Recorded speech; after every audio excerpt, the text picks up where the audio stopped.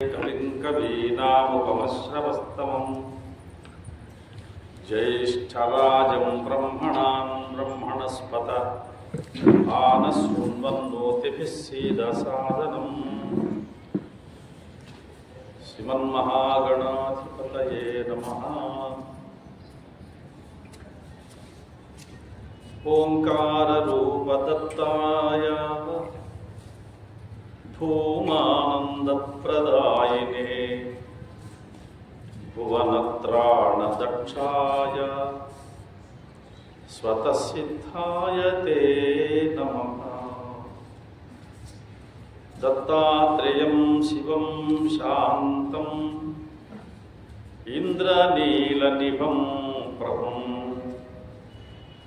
आत्ममायारतं देवम् अवधूतं दिगंबरं भस्मोद्धूलितसर्वाङ्गं जटाजूटधरं विभुं चतुर्बाहुमुदाराङ्गं दत्तात्रेयं नमाम्यहम्। मालां कुटीं च डमरुं शूलं शंखं सुदर्शनं ददानं भक्तवरदं दत्तात्रेयं नमाम्यहम्। योऽन्तः प्रविश्य मम वाचमिमां प्रसुप्तां सञ्जीवयति अखिलशक्तिधरस्वधाम्ना अन्यांश्च हस्तचरणश्रवणत्वगादीन् प्राणान् नमो भगवते पुरुषाय तुभ्यं। श्रीगोता విశ్వావసునామ సంవత్సరం ప్రవేశించింది. అఖండమైన కాలం కాల కలయతాం అనే గీత చెబుతోంది. కాలస్వరూపాన్ని నేనే అని. కాలం అనేది అఖండమైనది. దాన్ని మనము ఏ సందర్భములో అని తెలుసుకోవడానికి విభాగాలు వేసుకొని ఇదిగో కలియుగము, త్రేతాయుగము, ద్వాపరయుగము యుగాల పేరు పెట్టుకున్నాం. ఆ యుగాల తర్వాత ఇంకొంచెం పెద్ద, అది చాలా పెద్దగా ఉందని సంవత్సరాలు తెచ్చుకున్నాం. సంవత్సర కాలం పెద్దగా ఉందని దాన్ని మళ్ళీ ఉత్తరాయణము దక్షిణాయనము తెచ్చుకున్నాం. అయనాలు కూడా దూరంగా ఉన్నాయని మళ్ళీ మాసములు, పక్షములు, వారములు, వచ్చే రోజు దినములు, ఇక పూర్తి గంట సెకండ్ వరకు వెళ్ళి అంటే ఎంత చిన్న సమయాన్నైనా గుర్తించుకున్నానికి ఇంత కాల పరిమితి అని ఆ కాలాన్ని అలా మనం విభజించుకున్నాం. కాకపోతే కాలం మాత్రం అఖండమైంది. ఇందులో సృష్టిపరంగా చాలా మార్పులు చేర్పులు జరుగుతుంటాయి. మార్పులు అంటే కొంతమంది వెళ్ళిపోతుంటారు, చేర్పులు అంటే కొంతమంది కొత్త వాళ్ళు వస్తుంటారు. ఇది అనివార్యం. ఈ విషయాన్ని మనకు గీత బాగా స్పష్టంగా చెబుతుంది. తస్మాత్ అపరిహారార్థే తత్వం సూచిత వర్ణసి. అపరిహార్యం, పరిహరింపదగినది వీలు కాదు, జరుగుతూ ఉంటుంది. కాకపోతే మనం గుర్తుంచుకోవాల్సిన ప్రధానమైన అంశం ఏమిటంటే వ్యసేమ దేవహితం యదాయు. ఋగ్వేదం చెబుతోంది యదా ఆయు, ఆయుష్ అనేది మనకున్నది. గత క్రోధినామ సంవత్సరం పండగ చేసుకున్న వాళ్ళు ఇప్పుడు విశ్వాసనామ సంవత్సరానికి ఉండొచ్చు, ఉండకపోయేటచ్చు చెప్పలేదు. కానీ మనం ఉన్నాం, సంతోషం ఉన్నాం, అందరికీ శుభం. ఎందుకున్నామని ప్రశ్న వేసుకుంటే విషేమదేవహితం యత్ ఆయు, ఎంతకాలం ఆయుష్ ఉందో అది ఎందుకు నీకు ఆయుస్సు భగవంతుడు పొడిగిస్తూ పోతున్నాడు, ఎందుకు కొనసాగిస్తున్నాడు అంటే దేవహితం, నీ వలన భగవంతుడికి ఇష్టమైనటువంటి పని ఏదో నీ వల్ల జరగవలసి ఉన్నది. దానికోసం నువ్వు ఎప్పుడెప్పుడు చేస్తావా అని నీకు ఆయుస్సును పొడిగిస్తూ పోతున్నాడు. ఆయన ఎంతకాలం నువ్వు సత్కార్యాలు చేస్తుంటాడో అంతకాలం ఆయన ఆయుస్సు పొడిగిస్తుంటూ పోతుంటాడు. వీడు లోకానికి మంచి పని చేస్తున్నాడు. నేను సృష్టించిన ఈ ప్రకృతికి, ఈ సమాజానికి వీడు మేలు చేస్తున్నాడు, నా ప్రతినిధిగా వీడు పని చేస్తున్నాడు కాబట్టి వీడు ఉండాలి అని తాను అవతారమూర్తిగా మరలా వచ్చి ఈ లోకాన్ని సరిదిద్దే బదులు ఈ ఉన్నవాడినే మనస్సు మార్చి మంచి పని చేసేదానికి అవకాశం ఇస్తే వీడు చేసుకుంటూ పోతుంటాడు. కాబట్టి మనకు ఆయుస్సు మరలా నూతన ఆది ఒక యుగాన్ని ఆది యుగాది అనుకున్నాం. ఉగాది కాదు, నిజానికి యుగాదే పదం, అది కాలక్రమంలో ఉగాదిగా మారింది. యుగము ఆది, ఒక యుగం గడిచిపోయింది, ఈరోజుతో కొత్త యుగం ప్రారంభమైంది. కాబట్టి మన ధ్యేయం ఏమిటంటే దేవహితం, భగవంతుడికి ఇష్టమైన పని ఏదో మనము చేయవలసినది చేద్దాం. అది గుడికి రావడమా, నమస్కారం పెట్టుకోవడమా, జపం చేయడమా, తపస్సు చేయడమా, యజ్ఞం చేయడమా, లేదా దాన ధర్మాలు చేయడమా, ఎవరికైనా మాట సహాయం చేయడమా, మనకు ఏ విధంగా వీలైతే ఆ విధంగా, ఏ మూగ జంతువుకైనా సరే మనం ఏదైనా సహాయం చేశామా, పశుపక్షాదులకు ఏదైనా సహాయం చేశామా అని ఆ విధంగా ఏ పూటకు ఆ పూట అన్న ఎవరో ఫోన్ అవుతాను నన్ను ఆపేసేయండి. ఎక్కడ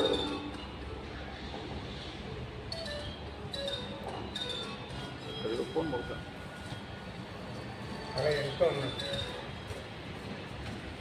ఎవరు ఇచ్చేసి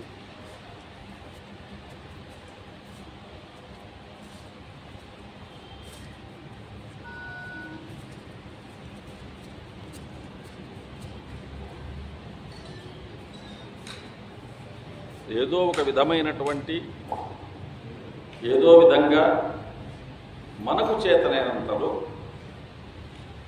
అకుచ్చితే కర్మణియ ప్రవర్తతే. అకుచ్చితే, కుచ్చితం ఉండకూడదు. కుచ్చితం అంటే చెడు బుద్ధి. పరుల ధనమునకు, విద్యా పరిణతికి, తేజమునకు, బలమునకు మనం బెరియక అసఖ్యపడు ఆ నరుడు తెవులు లేని వేదనబడున దీప. ఇతరుల యొక్క ధనాధిక్యం, వాడు బాగా సంపాదించుకుంటున్నాడు, సంపాదించుకొని వాడి యోగం కలిసి వచ్చింది, వాడికి ఏదో అవకాశం వచ్చింది, సంపాదించుకుంటున్నాడు. నీకెందుకు అసూయ?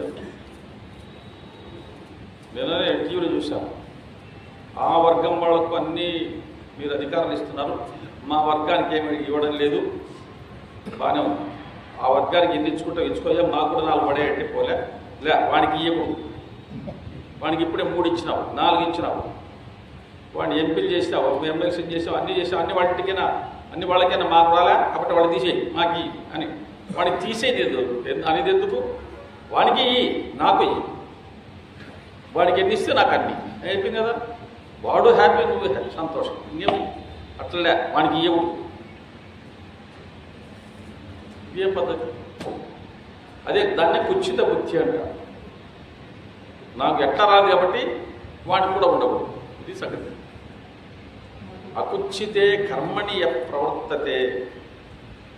కుచ్చిత బుద్ధి లేకుండా ఎదుటివాడు ధనవంతుడు అవుతున్నాడు, మంచిది. పరుల ధనమునకు విద్యా పరిణతికి. విద్యా పరిణతి, వాడు చదువుకున్నాడు, బాగా తెలివితేటలు ఉన్నాయి వాడికి, వాడు శ్రమ చేశాడు, వాడు చేసిన సాధన కోసం మనకి జ్ఞానం పెరిగింది. అలాంటి వాడిని చూసి నువ్వు సంతోషించు, వాడి దగ్గర నుంచి తెలుసుకో. అంతేగాని వాడు పండితుడైనా నీ అసూయపడితే ప్రయోజనం ఏమిటి? మీరు చాలా లోకంలో గమనిస్తుంటారు, ఒక పురోహితుడు ముహూర్తం పెడతాడు, పండితుడు ఇంకో పురోహితుడు దగ్గర పోతాడు, వాడు వెళ్ళి ఎవడో పెట్టింది ఇది అంత తప్పు అని గురుడు ఆడుతున్నాడు, వీడు ఇట్టున్నాడు, వీడు అక్కడ ఉన్నాడు, వాడి ఎవడు ఎక్కడున్నాడు అని సంగతి భగవద్గీతగా వీడు తప్పు పడతాడు, వీడిని రాసిమ్మంటారు, వీడేదో వీడి తిరుగుద్ది రాస్తాడు, దాన్ని ఇంకోటి తప్పు పడతాడు. పైగా సవాలు, ఎవరైనా వచ్చేపడితే టీవీలో నన్ను చర్చ పెట్టదు, ఎదుర్కొందని రాండి, ఎవడు ఏంటి ఇది అవసరం? వాడు ఎవడో పెట్టాడు, మంచి ఆయన శుభం పేరాపు అంటే లేదా నువ్వేదైనా చేయదలుచుకుంటే కింద రాయి, ఇలా ఉన్నది దీన్ని ఇలా సవరించుకుంటే బాగుంటుందేమో ఆలోచించండి, ఒక మాట రాసేయండి. అయ్యా మీరు ఎవరైతే రాసిచ్చారో ఆయన చూపెట్టిపోయింది వాడితో ఏం చెప్పనక్కర్లేదు, స్వామి చూపెట్టుకుంటే ఆయన చూసుకుంటారు. ప్రమాదో ధీమతామపి, మంచి బుద్ధిమంతులకు కూడా ఒకసారి పొరపాటు జరుగుతుంటుంది, జరగని కాదు.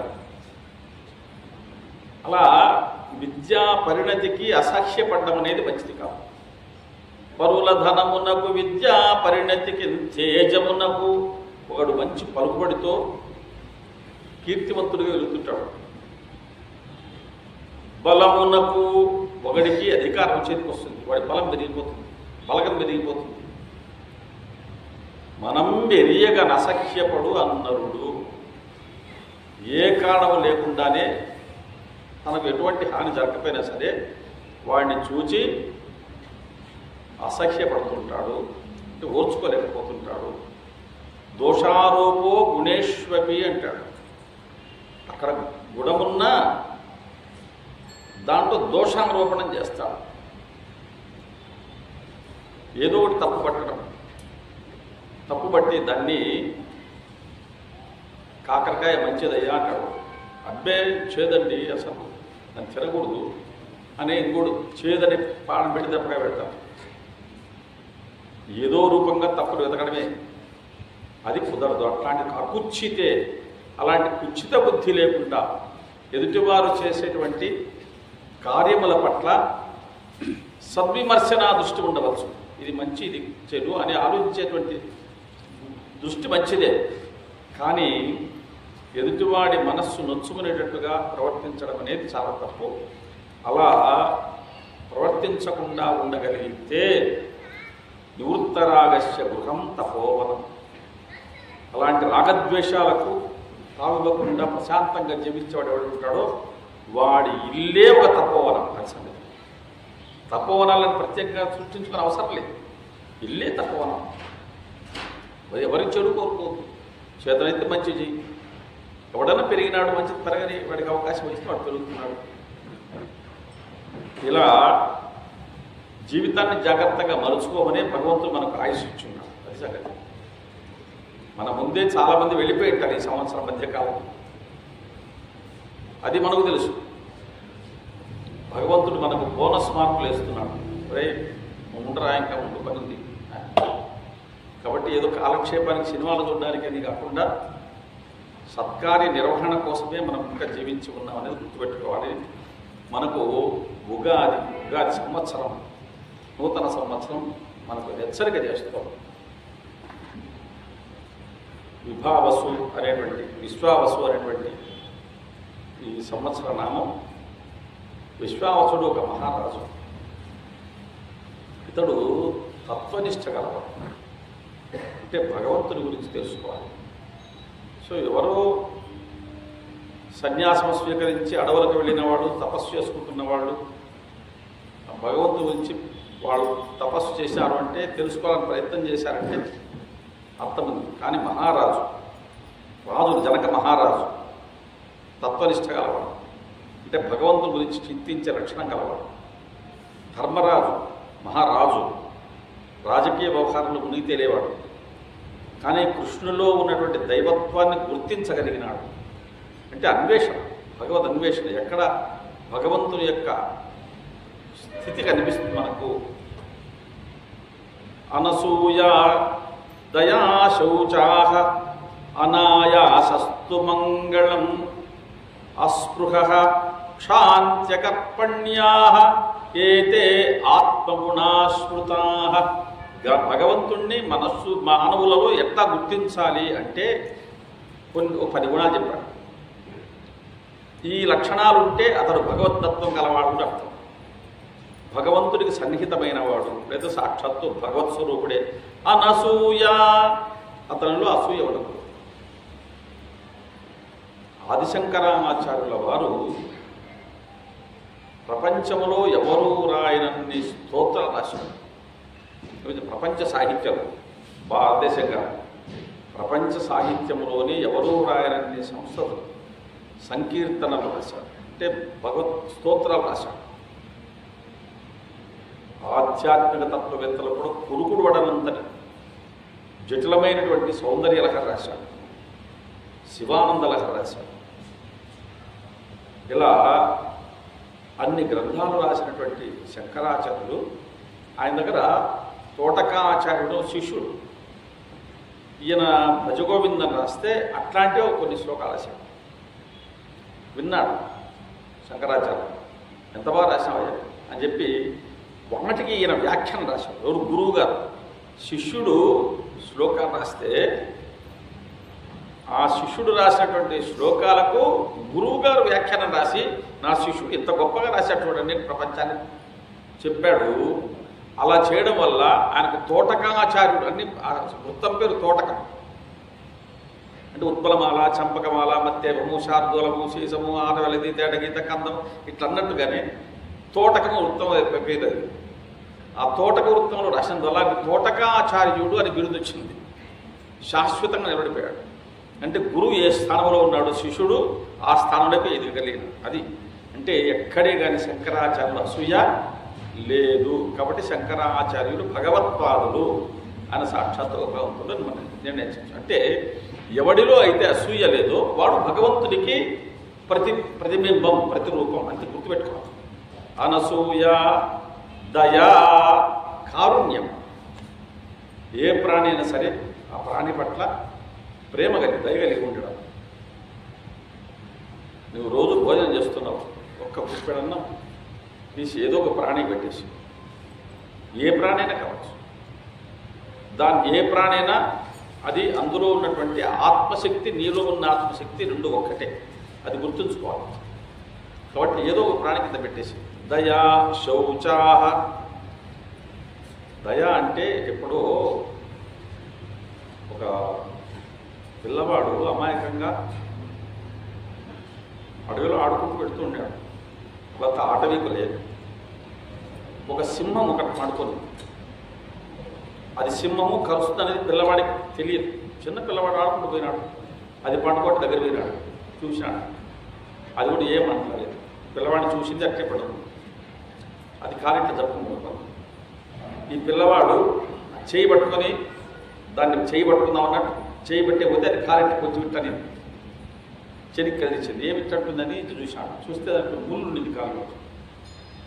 అయ్యో నీకు ముళ్ళు ఉంచుకుందే, నేను తీసేయనా అని మెల్లగా పట్టుకొని ఇట్టింటాన్ని మెల్లగా తెచ్చుకొని టక్కని వేసాను, ముళ్ళు పోయి.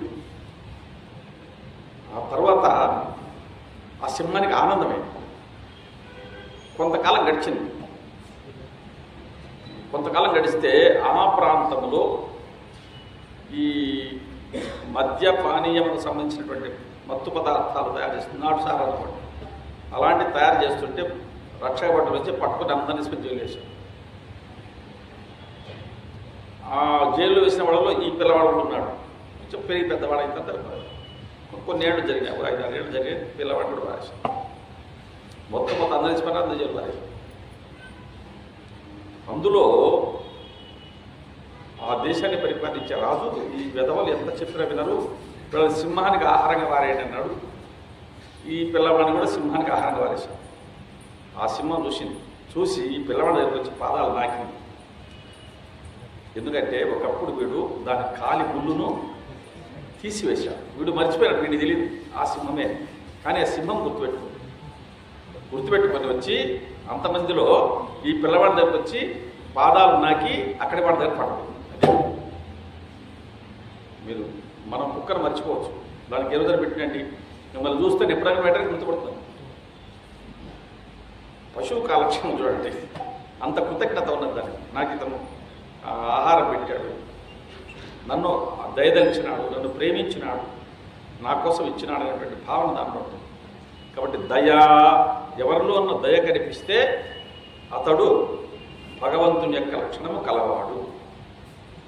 భగవంతుని ఎలా గుర్తించాలి? ఆయన మామూలు మానవులు మాత్రం ఉంటే ఎట్లా గుర్తించాలి? అనసూయ, దయ, శౌచాహ, శుచిత్వం.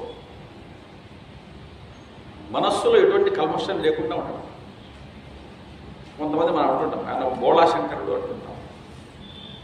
అలాగే వీళ్ళు అసలు ఏ కపటం లేదు అంటుంటాం. అది ఆ కపటం లేకుండా ఉండేటువంటి లక్షణం ఉంటే శౌచాహ శుచిత్వం. మనం శరీరాన్ని శుభ్రం చేసుకోవచ్చు. మనస్సులో కల్మషం ఉంటే శరీరాన్ని ఎంత శుభ్రం చేసినా ఏ ప్రయోజనం లేదు. శుభ్రం చేసుకోవాల్సింది మనస్సులో ఉంది. అంటే మన అంతర్గతమైనటువంటి ప్రవర్తనను శుభ్రం చేసుకోవాలి. ఎటువంటి కల్మషములు, కామ క్రోధ లోభ మోహ మద మాత్సర్యాలకు లోనయ్యి ఇంకొన్ని హాని కలిగించేటువంటి స్థితి రాకుండా మనస్సును శుభ్రం చేసుకోవడం శుచి అంటారు. అనసూయ దయా శౌచాహ అనాయాసస్తు. అనాయాసం, ఏదైనా ఒక పని చేయవలసి వస్తే ఆయాసపడకూడదు మనిషి. దేశాటనం చేయాలి, పలానా చోటుకు వెళ్ళి నేను ఏదైనా చెప్పాలి, నాకు శ్రమ నేను రానప్పుడు నేను చేయను అనేది ఉండకూడదు. వెళ్ళి నీకు వచ్చినటువంటి జ్ఞానం తెలిసిందేదో వాళ్ళకి చెప్పురా. మహర్షులంతా మొత్తం దేశాటనం చేశారు పూర్వకాలంలో. ఆసేతు హిమాచలం పర్యటించారు. అది చాలదని వివేకానంద స్వామి ప్రపంచమంతా పర్యటించారు. ఆయనకు ఒక్కడికి ఏం అవసరం? ప్రపంచమంతా తిరగాల్సిన అవసరం ఏమిటి? సనాతన ధర్మాన్ని, భారతీయ తత్వాన్ని, ఈ సంస్కృతిని ప్రచారం చేయాల్సిన అవసరం ఏమిటి? కానీ చేసిన కాబట్టి ఆయన భగవంతుడు. అది అనాయాసం. ఎక్కడే కానీ నేను సముద్ర ప్రయాణం చేయాలనే, ఎలా వెళ్ళాలి, నా దగ్గర డబ్బులు లేవి, అక్కడ దిగితే ఎవడు పలకరిస్తాడు, నాకు ఆహారం ఎట్లా, స్నానం ఎట్లా, బట్టలు ఎట్లా, ఇవన్నీ ఏమనుకున్నాడు? ఏమనుకోలేదు. పోయి దిగినాడు అంతే. ఎక్కడే కానీ ఆయన నాకు ఇది శ్రమ అని అనుకోలేదు. సత్కార్య నిర్వహణలో శ్రమ అనుకోకుండా ఎప్పుడైతే నిలబడగలుగుతాడో, రామచంద్రుడు అడవికి వెళ్ళాడు. అక్కడ మునులు వచ్చి ఆయన్ను వేడుకున్నారు. రాముడు పిలిచి అడిగాడు, ఏమిటి ఇన్ని ఎముకలు ఉన్నాయి, ఏమిటిది అన్నాడు. అంటే రాక్షసులు ఇంతమంది మహర్షులను చంపినారు, ఆ ఎముకలు గుట్టలు గుట్టలపడి ఉన్నాయి అన్నారు. మిమ్మల్ని బాధిస్తున్నారు అన్నారు. ఊరకనే పనేం లేదు. నిష్కారణము ఓర్వలేక అపకారము చేయుట వారి విద్య. అంతే.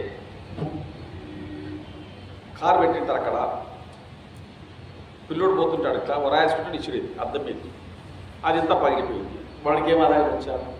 ఏం ఆదాయం? వీడికేమో నష్టం. వీడు మళ్ళీ కర్నూలు తీసుకుపోయి దాన్ని బాగా చేసుకోవాలి. వాడికి వచ్చిన ఉపయోగం లేదు. నిష్కారణము ఓర్వలేక అపకారము చేయుట వాని విద్య. మునులు ఇంతమంది రాక్షసులు చెప్పినారంటే అప్పుడు ప్రతిజ్ఞ చేశాడు, ఈ మునులకు హాని చేస్తున్న ఈ రాక్షసులను నేను తుదముట్టిస్తాను, మీకు క్షేమాన్ని చేకూరుస్తానన్నాడు. పక్కనే సీతమ్మన్నది. నీకెందుకయ్యా వాడు పని? ఏ పని? వినా వైరంచరౌద్రత మిథ్యావాక్యం ప్రథమకం తస్మాత్ గురుధరాముఖౌ పరదారాభిగమనం వినా వైరంచరౌద్రత. ఏ కారణము లేకుండా వాళ్ళ మీద నీవు కోప్పటమేమిటి? ఏ రాక్షసుడు నీ దగ్గర కదా, నీకేం హాని చేయాలి? ఎప్పుడో ఏదో జరిగిపోయింది, వాళ్ళు అది ఇలా జరుగుతుంది చెప్తే వెంటనే నేను వాళ్ళందరూ చెబుతానవేనా? నువ్వు వచ్చింది ఎందుకు? వనవాసానికి వాళ్ళని చంపడానికా అని సీతమ్మ అంటుంది. ఒక్కసారి సాధువును నిష్కారణంగా హింసిస్తున్నాడంటే, అట్లాంటి రాక్షసుని దండించకపోతే, అదండ్యాన్ దండయన్ రాజా అయశో మహదాప్నోతి, దండించవలసిన వాణిని దండించకపోతే రాజునకు అయశో మహదాప్నోతి, మహత్ ఐష, అనంతమైన అపకీర్తించబడుతుంది.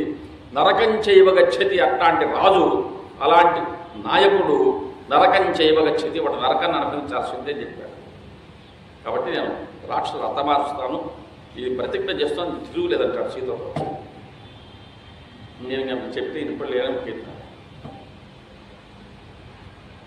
అట్లాగే అనసూయ దయ శౌచాహ అనాయాసస్తు.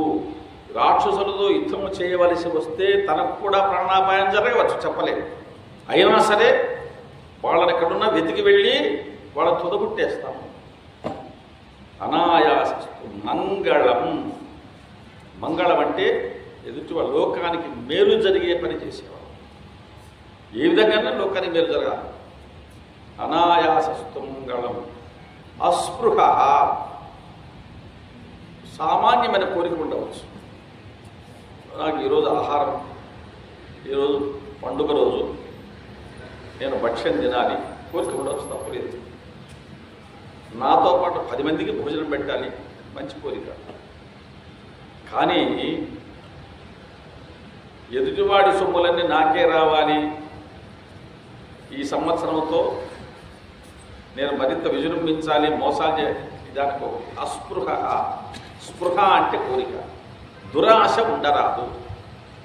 దురాశ లేనివాడు ఎవడైతే ఉన్నాడో అలాంటి వాడు దేవతామూర్తి.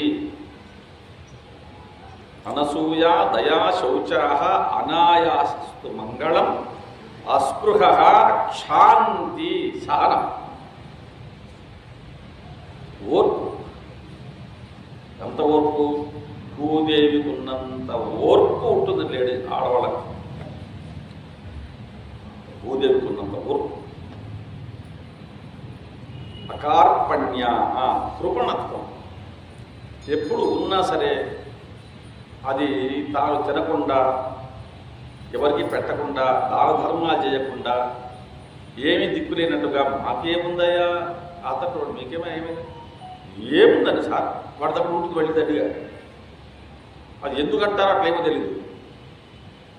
ఆ విధంగా ఏమో మీ నోటుకున్నానా మీరు అన్నట్టన్నా మాకు 100 రూపాయలు వాడి దగ్గర 1 కోటి రూపాయలు ఉంటాయి, నీకేం తక్కువైందే ఇట్లా అన్నట్టామంటే ఏముంది సార్ మన దగ్గర అని అట్లా మాట్లాడతారు. ఈ అకార్పణ్యం అంటే దీనత్వం, దైన్యం. లేనిది దైన్యాన్ని ఎత్తిరేసుకోవడం. ఈ దైన్యత్వం అనేది ఉండకూడదు. భగవంతుడు ఇచ్చాడు, శరీరం ఇచ్చాడు, బాగుంది, ఆరోగ్యంగా ఉంది, చాలు, అంతకంటే ఏం కావాలి? ఆరోగ్యమే మహాభాగ్యం. తినడానికి ఇచ్చినాడు, ఉండడానికి ఇచ్చినాడు, కట్టుకోవడానికి ఇచ్చినాడు, ఏం కావాలి? ఇంకా ఏమొస్తుంది వెంట? వెళ్ళిపోయే రోజు ఒకటి వచ్చి ఎవయా పుణ్యం చేసి చెప్పయా దన్నా నేను అక్కడ పంపిస్తాము అని అంటే, ఏదోనయా నేను ఇంత అన్నం పెట్టాను, ఆ ఆవుకి ఇంత గడ్డి పెట్టాను, ఏదో ఒకటి చెప్పాలి, చెప్పుకునేదాకా ఉండాలి కదా. ఏమిటి చేసినట్టు నా పెండ్లం కాకుని ఇచ్చినాను, నా కొడుకు సీట్ ఇప్పించినాను, ఇదే. అది కాదు దానం అంటే. అస్పృహ క్షాంతి అకర్పణ్యా ఏతే ఆత్మగుణా స్మృతా. ఇవి ఆత్మగుణం అంటే భగవంతుని యొక్క గుణం. అంటే సామాన్య మానవులలో కూడా నేను భగవంతుడిని దర్శించాలనుకుంటే ఈ 10 గుణాలు ఉంటే వాడు భగవంతుడికి అత్యంత ఆత్మీయుడైన వ్యక్తిని గుర్తించాలి. ఈ గుణాలన్నీ మనం కృష్ణుడు చూడగలుగుతాము, ఈ గుణాలన్నీ రాముడు చూడగలుగుతాం.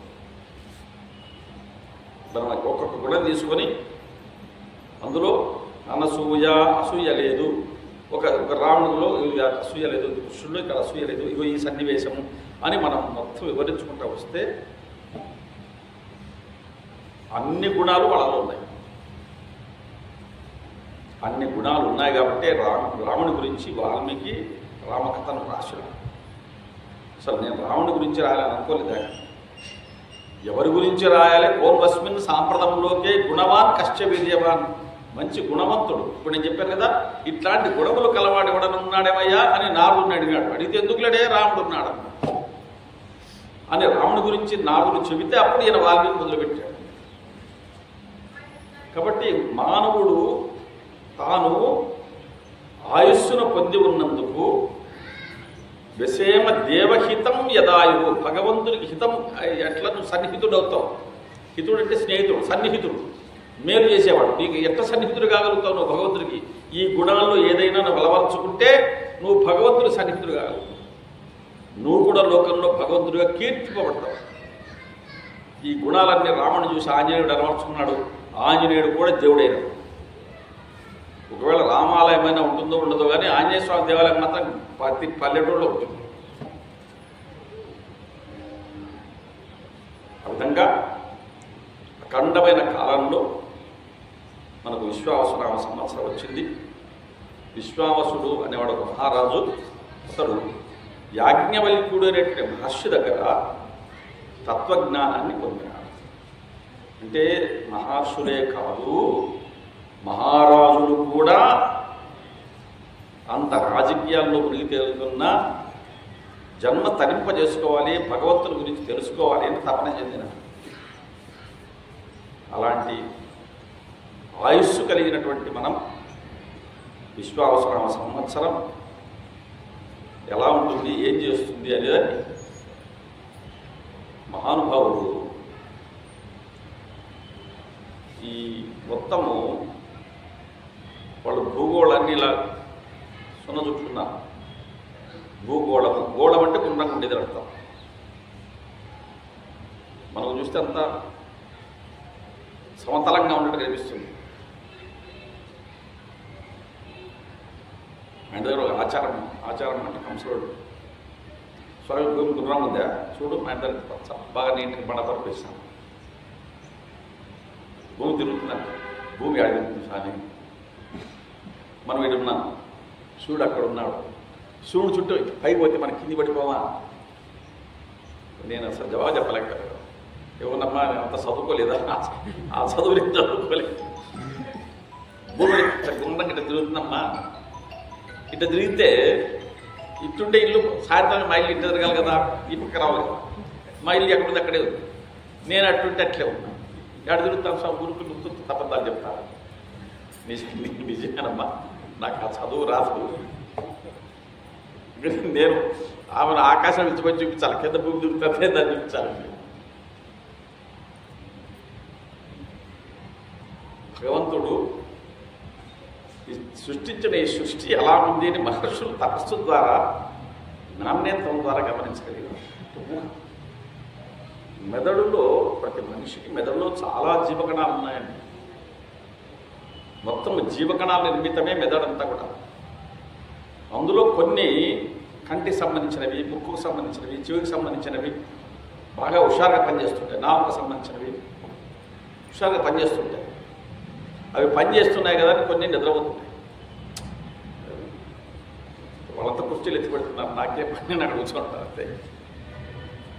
మేము కూడా వచ్చి చేసి పక్కన ఎత్తి పెడతాము అని అనుకో. కొంతమంది మామూలు వ్యాపారంలో కూడా స్లీపింగ్ పార్ట్నర్స్ ఉన్నారంటుంటారు. వాళ్ళేమో అంగడి పోరు, కూర్చోరు, వ్యాపారం ఏం చేయరు. నెలకు ఒకసారి పోతారు, ఏమొచ్చింది ఏమైంది చూసుకుంటారు, లెక్క చక్కగా వచ్చింది జోలి కోసం బయటకు వెళ్ళిపోతారు అంటే మన స్లీపింగ్ పార్ట్నర్ అంటారు. అట్లా ఇవి కూడా కొన్ని జీవకణాలు మన మెదడులో స్లీపింగ్ పార్ట్నర్స్ ఊరికే ఉంటాయి సోమరితనంగా. ఆ సోమరితనంగా ఉండే జీవకణాలనే మన వాళ్ళు ధియో యో నః ప్రచోదయాత్ యో దేవ సవితాస్మాకం ధియో ధర్మాది గోచరాః ప్రేరయేత్ తస్య యద్భర్గః తద్వరేణ్యముపాస్మహే. సూర్యుడి గురించి నమస్కారం పెట్టుకుంటూ భర్గో దేవస్య ధీమహి ధియో యో నః ప్రచోదయాత్. ప్రచోదనం మేల్కొల్పడం. దాన్ని మేల్కొలిపితే దాన్ని నిద్ర మేల్కొలిపితే అంటే దాని మీద దృష్టి కేంద్రీకరిస్తే పాఠశాలలో తరగతి గదిలో పిల్లలంతా కూర్చుంటారు. ఉపాధ్యాయుడు ఓనైపోయి వాడు కూడా తూగుతుంటాడు కూర్చొని. అంటే సార్ చెప్తున్న పాట మనకి డోల పాట పాడినట్టు ఉంటుంది. వాడు తూగుతుంటాడు. ఉపాధ్యాయుడు పాఠం చెప్పేసి వెళ్ళిపేసి వాడి తట్టి చూస్తాడు అనుకోండి. కొంచెం ఎంతో వాడు వెళ్ళిపోయింది ఏం నిశ్శబ్దం క్లాస్ అని చూస్తాడు సార్. మా సార్ నాతో చూస్తాను, నేను మేల్కొంటాను సార్ కూర్చుంటాను. అట్లా నిద్రపోతున్న ఒకటి దృష్టి మరలిస్తే మమ్మల్నే చూస్తున్నాయని మేల్కుంటే మేల్కొని పనిచేయడం మొదలు పెడతాయి. అదో అట్లా పనిచేసి తత్వం ఉన్న వాళ్ళే కవులు, పండితులు, శతావధానులు, సహస్రావధానులు. మీరు ఏదైనా ఒకటి చెబితే ఇది జ్ఞాపకం పెట్టుకో అని ఒక మాట చెబితే ఒక సెల్ అందులో జీవకణము ఒక పెట్టె లాంటిది అనుకోండి, అది తీసి దాంట్లో వేసుకొని మూత వేసి పెట్టుకోవడం. అప్పుడు ఏదో అనుకోవటం మీ పేరు అని అంటే వెంటనే పెట్టె మూత తెరుచుకొని దాంట్లో నుంచి బయటకు వస్తుంది.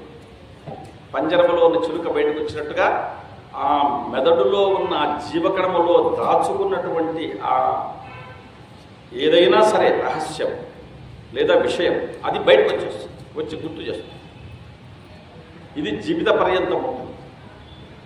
మనము వాటిని ఉపయోగించుకోకపోవడం వల్ల సరైనటువంటి జ్ఞాపక శక్తి నాకు లేదు అనుకుంటున్నాను. ఉపయోగించుకుంటే జ్ఞాపకశక్తి జరగబోతుంది. ఇప్పుడు నేను ఇన్ని శ్లోకాలు చెప్తున్నాను, ఇప్పుడు నేర్చుకున్నానా? ఎప్పుడు నేర్చుకున్నావో ఆ సందర్భం వచ్చేపాటికి ఇప్పుడు అనసూయ, దయా, శౌచ అని చెప్పాను నేను. ఇప్పుడు చదువుకున్నాను, ఎప్పుడు చదువుకున్నదో ఆ సమయం వస్తానే అది మేల్కొని బయట పంపించేస్తుంది. దీన్ని ఉపయోగించుకోవాలి. ఆ విధంగా అంతర్గతంగా ఉన్నటువంటి మెదడులో ఉన్న జీవకణాలకు తపస్సు చేత పదను పెడితే అవి అనంతమైన విశ్వములో ఉన్న రహస్యాలన్నింటినీ ఆవిష్కరిస్తాయి. ఎవడికి ఏ దేశం వాడికైనా. ఐజాక్ న్యూటన్ చెట్టు కింద కూర్చున్నాడు, నెత్తిన ఒక పండు పడింది, ఇది కిందికే ఇది పడిందిగా పైకి పోకుండా అని ఆలోచించాడు. ఓహో, భూమికి ఆకర్షణ శక్తి ఉన్నది అని కనుక్కున్నాడు. ఆయన కనుక్కున్న తర్వాత వచ్చిందా? ఎప్పటి నుంచో ఉంది. ఆయన తపన చెందినాడు దానికోసం. ఏమిటి ఇది, కిందికి ఎందుకు వస్తుంది? పండు పైకి ఎగరేశాడు, రాయి పైకి ఎగరేశాడు, ఏమేమో తంటాలు పడ్డాడు, ఎందుకన్నీ కింది పడుతున్నాయనుకున్నాడు. అలా దానికోసం తిప్పించేపటికి ఓహో, ఈ భూమికి ఏదో ఒక ఆకర్షణ శక్తి ఉన్నది, అందుకే అన్నీ పట్టుబట్టి కిందికి దీని మీద వచ్చి పడుతున్నాయని కనుక్కున్నాడు. సర్ ఐజాక్ న్యూటన్ భారతీయుడు కాదు. కాబట్టి ఈ సత్యాన్ని కనుగొనడానికి, తప్పించేదానికి ఏ దేశం వాడైనా, ఏ జాతి వాడైనా, పురుషుడైనా, స్త్రీ అయినా, బాలుడైనా, వృద్ధుడైనా, ఎవడైనా ఈ రహస్యాన్ని తన యొక్క తపస్సు చేత సాధించవచ్చు. ఇది జగతికి సత్యం. ఇలా మెదడులో ఉన్నటువంటి జీవకణాలను మేల్కొలిపితే ఖగోళములో ఉన్న అనంత రహస్యాలను కనుక్కున్నారు మన వాళ్ళు. అంగారక కుజోహోమో లోహితాంగో మహీసుత. ఇది నేను అమరసింహుడు రాసిన దాంట్లో చెప్తున్నాను ఈ శ్లోకం. అంగారక గ్రహం అనేది ఒకటి ఉంది పైన. అంగారక కుజో కుజో కు అంటే భూమి, జా అంటే పుట్టేది. భూమి లక్షణాలు ఉన్నాయి దానికి అంగారకుడి. భౌమ అంటే భూమియే ఒక పార్ట్, అంటే ఒక భాగం, అక్కడ పోయి ఉందా అన్నట్టుగా ఉన్నది. అంటే భూమికి ఏ లక్షణాలు ఉన్నాయో ఆ లక్షణాలు దానికి ఉన్నాయి. లోహితాంగ, అది లోహితం అంటే ఎర్రనిది అర్థం, ఎర్రని రంగు కలిగి ఉన్నది. మహీసుత, మహి అంటే భూమి, భూమికి కొడుకు అనుకోండి, ఇంకా ఆల్మోస్ట్ అని అంతే. మీరు అంగారకాన్ని చూడండి, ఇప్పుడు ఎర్రగా ఉన్నది, భూమికి ఉండే లక్షణాలు దానికి ఉన్నాయి. ఇప్పుడు శాస్త్రజ్ఞులు అది అవన్నీ చెబుతున్నారు. ఒకప్పుడు ఇక్కడ కూర్చున్నటువంటి తపస్వి ఫలానా రోజు చంద్రగ్రహణం జరుగుతుందంటే చంద్రగ్రహణం జరుగుతుంది సంవత్సరం ముందే చెప్తున్నాడు. పంచాంగం నేను తెచ్చాను, రాబోయేటువంటి గ్రహణాలన్నీ దీంట్లో ఉన్నాయి, ఇప్పుడే రాసిపెట్టి సంవత్సరం ముందే రాసిపెట్టాడు. దీనికి ఏ ఆయుధం, ఇది పరికరం అవసరం లేదు. కేవలము అతని మెదడులో వేసినటువంటి క్యాలిక్యులేషన్. భూమి గుండ్రంగా ఉన్నది, రైట్, దీనికి అంతా గీతలు గీసాడు. గీతలు గీస్తే 360 పెట్టాయి. ఓ ఇది 360, ఇది డిగ్రీ అంత కోణం, అన్ని ఇటు గీతలు 360. 300 భాగం చేశాడు. ఈ భాగంలో ఎక్కడెక్కడ ఏ విభాగాల్లో ఏ శక్తి ఉన్నది, ఇటు దిశ, అది అర్ధము, అర్ధవృత్తము అని ఇట్లా గీతలు ఇచ్చున్నాడు. ఈ గీతలు గీచుకొని ఈ పుట్టినవాడు ఏ సమయంలో పుట్టాడో, ఏ గీతలో ఉన్నప్పుడు పుట్టాడో కానీ ఆ గీతలో అప్పుడు ఏ గ్రహాలు ఎక్కడ ఉన్నాయో కనుక్కొని వాడి జాతకం చెప్పి మొదలుపెట్టారు. అది చదువుతుంటే ఎంత ఆలోచించారు వీళ్ళు అనిపిస్తుంది నాకు. అట్లా ఖగోళములో ఏ సాధనము చేతిలో లేకుండా ఎన్నెన్ని గ్రహాలు తిరుగుతున్నాయి, వాటి యొక్క ప్రభావం ఏమిటి, సముద్రంలో నీళ్లు ఆటుపోట్లు వస్తున్నాయి, ప్రతి పున్నముకు వస్తాయి, ప్రతి అమావాస్యకు వస్తాయి. ఇది జగమెరిగిన సత్యం, శాస్త్రజ్ఞుడు కూడా అంగీకరించవలసినటువంటి సత్యం. సముద్రంలో వచ్చే ఆటుపోట్ల కారణం ఎవరంటే చంద్రుడు అని చెప్పారు వాళ్ళు. ఇప్పుడు శాస్త్రజ్ఞుడు అది అంగీకరిస్తాడు. చంద్రుని వల్లనే, గ్రహం యొక్క ఆకర్షణ వల్లనే సముద్రంలో ఓటుపాట్లు వస్తున్నాయి అని చెప్తున్నారు. అంటే చంద్రుని ప్రభావం భూమి మీద ఉన్నట్టే. చంద్రమా మనసోజాత, చంద్రుని యొక్క నడకను బట్టి మానవుడి మనస్సులో చలనము కలుగుతుంది అని చెప్పారు. చంద్రమా మనసోజాత చక్షో సూర్యో అజాయత ముఖాదింద్రశ్చ అగ్నిశ్చ ప్రాణాత్ వాయురజాయత. మంత్రాలు చెప్తున్నారు, వేదమంత్రాలు చెప్తున్నారు. ఇది చెప్తే వేదమంత్రం. చంద్రమా మనసోజాత, చంద్రుడు మనఃకారకుడు. చంద్రుని యొక్క పరిస్థితిని బట్టి నీ మనస్సు ఎలా ఉందో ఇప్పుడు చెప్పచ్చు జాతకంలో. ఆ విధంగా గ్రహాల యొక్క ప్రవృత్తిని బట్టి భవిష్యత్తు ఎలా ఉంటుంది నిర్ణయించినారు. ఈ సంవత్సరం ఆదివారం ఉగాది పండుగ ప్రారంభమైంది కాబట్టి ఆదివారానికి అధిపతి ఆదిత్యుడు అంటే సూర్యుడు. కాబట్టి ఈ సంవత్సరానికంతా అధిపతి రాజు ఎవరంటే సూర్యుడు. సూర్యునికి అధిదేవత ఎవరు? అగ్ని. అగ్నిందూతం వృణీమహే భవతారం విశ్వవేదసం అస్య యజ్ఞస్య సుక్రతుం. సూర్యస్య అధిదేవస్య అగ్ని ఆవాహయామి, స్థాపయామి, పూజయామి. సూర్యుల్లో ఏమున్నది అంటే అగ్ని ఉన్నది. ఈ అగ్ని సమస్త భూమండలములో, ప్రపంచ సృష్టిలో అన్ని చోట్ల ఉన్నది. భూమి అంతర్భాగంలో అగ్ని ఉన్నది. మనకు అగ్ని పర్వతాలు బ్రద్దలైనప్పుడు తెలుస్తుంది భూమిలో ఇంత అగ్ని ఉన్నదా అని. భూమి మట్టిలో లోపల అంతర్భాగంలో, సముద్ర అంతర్భాగంలో అగ్ని పర్వతాలు ఉన్నాయి. సముద్రంలో ఉన్నంత అగ్ని పర్వతాలు కూడా పేలుతుంటాయి. ఎప్పుడు మనకు తెలియదు కానీ పేలుతూ ఉంటుంది. ఆ తిరిగేటువంటి గోడల్లో పడవల్లో తిరిగేవాడు స్టీమర్ వాళ్ళకి తెలుస్తుంది ఇక్కడ అగ్నిపర్వతం పేరింది. ఇక్కడ భూమిలో ఏం జరుగుతుందో అక్కడ పైనుంచి వాళ్ళు శాటిలైట్ ద్వారా గుర్తిస్తున్నారు. శాటిలైట్ ద్వారా ఇప్పుడు ఏదైతే గుర్తించినారో, ఒకప్పుడు మహర్షులు హిమాలయాల్లో పుట్టినటువంటి సరస్వతీ నదిని భూమిలో అంతర్భాగంగా ఇలా ప్రవహించి ప్రయాగలో గంగా యువతో కలుస్తుంది అని వాళ్ళు చెప్పారు. వీళ్ళు శాటిలైట్లు చూసి అవును ఈ లైన్లో సరస్వతి నది ప్రవహిస్తుంది అని ఇప్పుడు వీళ్ళు చెప్తున్నారు. వాళ్ళు ఎప్పుడు చెప్తారు అంటే తపశ్శక్తికి లోను కానిది లేదు. కాబట్టి ఈనాడు విశ్వావసు పర్వదినం అంటే ఈ సంవత్సరం అంతా ఎలా జరుగుతుందో వాడు చెప్పగలుగుతున్నారు. కాబట్టి ఈ సంవత్సరము ప్రపంచవ్యాప్తంగా రాజకీయాల్లో అలజడులు ఉంటాయి. పరస్పరం ఒకరిని కూడా అధిగమించాలన్నటువంటి యుద్ధ వాతావరణం కూడా బాగా కనిపిస్తుంది. అంటే ఒక దేశం మరొక దేశం పైన యుద్ధం చేసే అవకాశాలు ఎక్కువగా ఉన్నాయి. అంతేకాదు అగ్ని అధిపతి కాబట్టి అగ్ని ప్రమాదాలు జరిగే అవకాశం ఎక్కువగా ఉన్నది. స్పష్టంగా రాస్తాడు. జాగ్రత్తగా ఉంటుంది. ఇవన్నీ ఎందుకు చెప్తున్నా అంటే నువ్వు జాగ్రత్తగా ఉండడానికి అని. ఈ గ్రహాలు ఏ స్థితిలో ఉన్నాయి, ఏ గ్రహం వల్ల ఎలాంటి మేలు జరుగుతుంది లేదా కీడు జరుగుతుంది, మనము తీసుకోవాల్సిన జాగ్రత్తలు ఏవేది పంచాంగం మనకు తెలియజేస్తుంది. ఆయుర్వృద్ధికరం, యశోధికరం, లక్ష్మీకరం, శ్రీకరం, చిత్తానందకరం, రణే జయకరం, శృతిశ్చ పుణ్యాకరం, శ్రీ కళ్యాణ గుణాపకం, రిపుహరం, దుస్వప్న దోషాపకం, గంగా స్నాన విశేష పుణ్యఫలదం, గోదానతుల్యం రుణం, ఆయుర్వృద్ధిదముత్తమం, శుభకరం, సంతాన సంపత్ప్రదం, నానాకర్మ సుసాధనం, సముచితం పంచాంగమాకర్ణ్యత. పంచాంగాన్ని ఈరోజు తప్పనిసరిగా శ్రవణం చేయమన్నారు. సంవత్సరం అంతా ఎలా ఉంటుందో ఒకసారి తెలుసుకొని జాగ్రత్త పడవని సూచిస్తున్నా. ఈ పంచాంగాన్ని ప్రారంభం చేసే ముందు ఇప్పుడు నేను ఉపోద్ఘాతం చెప్పాను.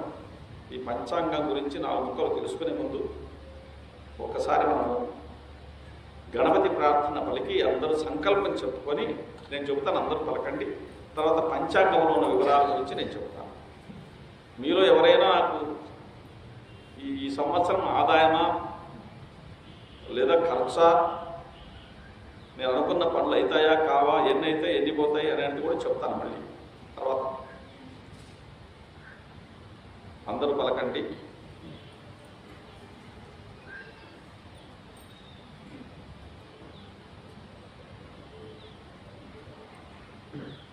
వక్రతుండ మహాకాయ కోటి సూర్య సమప్రభ నిర్విఘ్నం కురు మే దేవ సర్వకార్యేషు సర్వదా. ఓం గం గణపతయే నమః. పలకండి. మమ ఉపాత్త సమస్త దురితక్షయ ద్వారా శ్రీ పరమేశ్వరం ఉద్దిశ్య శ్రీ పరమేశ్వర ప్రీత్యర్థం శుభే శోభన ముహూర్తే శ్రీ మహావిష్ణోః ఆజ్ఞయా వర్తమానస్య ద్వితీయ పరార్థే శ్వేతవరాహకల్పే వైవస్వత మన్వంతరే కలియుగే ప్రథమపాదే జంబూద్వీపే భరతవర్షే భరతఖండే మేరోః దక్షిణ దిగ్భాగే శ్రీశైలస్య నైరుతి ప్రదేశే కృష్ణా కావేర్యోః మధ్యప్రదేశే శ్రీ గాయత్రీ క్షేత్రే శ్రీ విశ్వావసు నామ సంవత్సర పురుష ఆధారవింద సన్నిధౌ అస్మిన్ వర్తమాన వ్యవహారిక చాంద్రమానేన ప్రభవాది షష్ఠి సంవత్సరాణాం మధ్యే స్వస్తి శ్రీ విశ్వావసు నామ సంవత్సరే ఉత్తరాయణే వసంత ఋతౌ చైత్రమాసే శుక్లపక్షే ప్రథమాతిథౌ వాసరః భానువాసరాయాం శుభనక్షత్ర శుభయోగ శుభకరణ ఏవం గుణ విశేషణ శిష్టాయాం శుభతిథౌ శ్రీమాన్. మీరు మీ ఇంటి పేరు లేదా గోత్రము, మీ పేరు, మీ కుటుంబ సభ్యుల పేర్లు చెప్పుకోండి.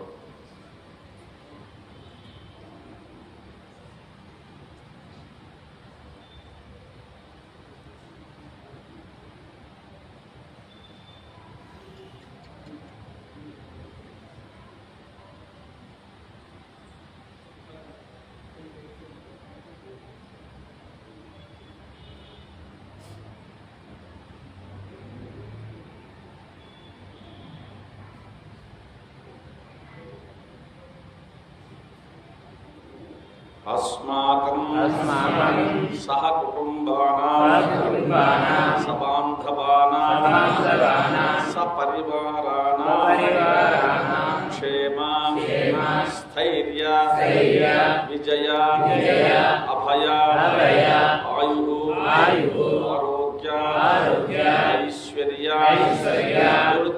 अभिवृद्ध्यर्थं धर्म अर्थ काम मोक्ष चतुर्विधा फल पुरुषार्थ सिद्ध्यर्थं इष्टकाम्यार्थ सिद्ध्यर्थं चिंतित मनोरथ फल अवाप्यर्थं मम गजन्मनि जन्मान्तरेषु कायिका वाचिका मानसिका सांसर्गिका जनिता पाप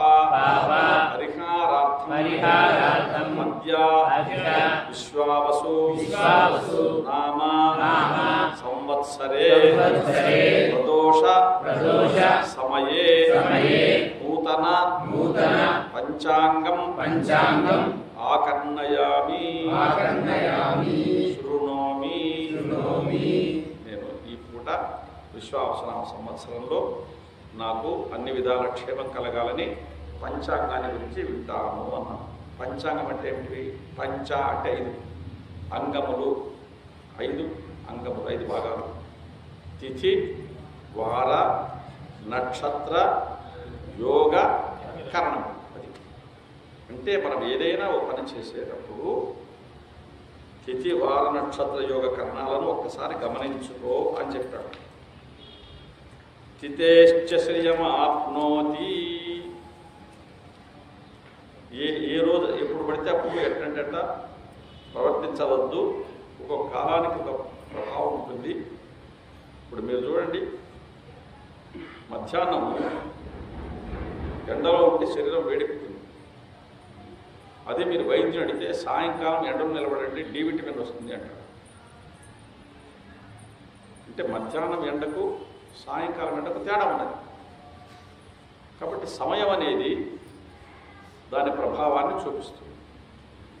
అందువల్ల నీవు తిథిని ఈ పని చేయవచ్చునా చేయకూడదా? నవమి తిథి ఉందనుకోండి, నవమ్యాం ధనధాన్యహాని అని చెప్తాను. నవమి అనే తిథిలో కార్యక్రమాన్ని ప్రారంభిస్తే పని పూర్తి కాకపోగా ధనధాన్యహాని, ఉండే డబ్బులు అయిపోతాయినా నష్టపోతావు అన్నాడు.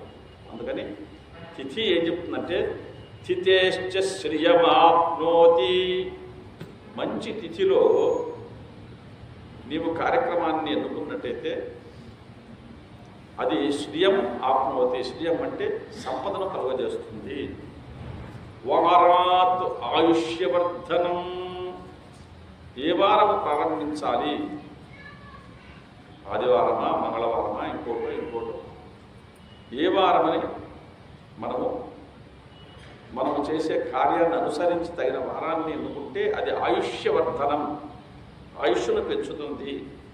నక్షత్రాత్ హరతే పాపం, తిథి వార రెండే పని. నక్షత్రాన్ని గమనించినట్టయితే ఇప్పుడు కృత్తికా నక్షత్రం, భరణి నక్షత్రం ఉంది, కృత్తికా నక్షత్రం ఉంది. ఈ నక్షత్రంలో క్రూరమైన నక్షత్రం ఉంది అంటే ఆ నక్షత్రంలో పనిచేయడం ప్రమాదకరం, ప్రయాణాలు చేయడం ప్రమాదకరం. కాబట్టి భరణ కృత్తికల జోలికి పోవద్దని చెప్తాను.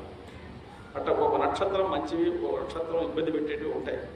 ఆ నక్షత్రాల గురించి తెలుసుకుని వెళితే హరతే పాపం, మనకేదైనా మన వలన పాపకర్మ జరిగి పాపము చుట్టుకోవాల్సి వస్తే అది మంచి నక్షత్రం వెళితే అది జరగదు. తర్వాత యోగాత్, యోగం, తిథి వార నక్షత్ర యోగ కరణములు. యోగం అంటే మనకు దగ్గర ఏది లేదో, మనం ఏది కోరుకుంటున్నామో అది మన దగ్గరకు వచ్చి చేరితే దాన్ని యోగం అంటాం. యోగం అంటే కలయిక అని, కూడిక అని అర్థం. మన దగ్గర లేదు అది నాకు దగ్గర పెన్ను లేదు, పెన్ను ఇట్లా అనుకుంటున్నాను, ఏం సార్ పెన్ను కాలం పట్టి తీసుకోవడానికి ఇస్తే అది యోగం.